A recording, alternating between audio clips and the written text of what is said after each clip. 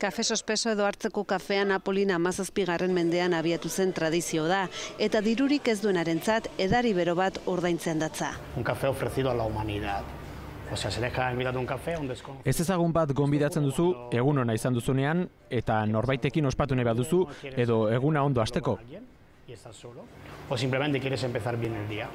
Kontzeptuak muga guztiak gainditu ditu eta kafearen usain solidarioa munduko milaka tabernatara iritsi da, baita Euskadira ere.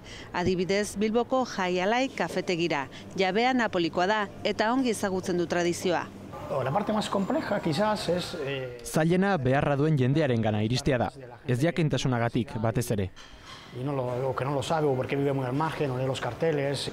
Ekimenak sare sozialei esker hartu du indarra, horrela ezagutu zuten Zarauzko Lauok tabernako jabeek.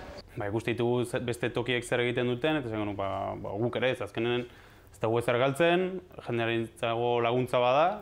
Hartzeko kafeak kosta prezioan usten dituzte euren ekarpena egiteko. Hau dela guk dirua irabazteko erraminta bat, da jendeari laguntzeko erraminta bat.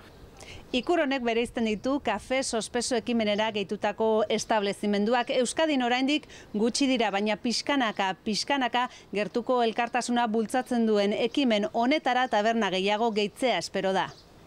Cafés Pendientes web orrian kontsulta daiteke zein taberna eta jatetxek egiten duten bat ekimen honekin.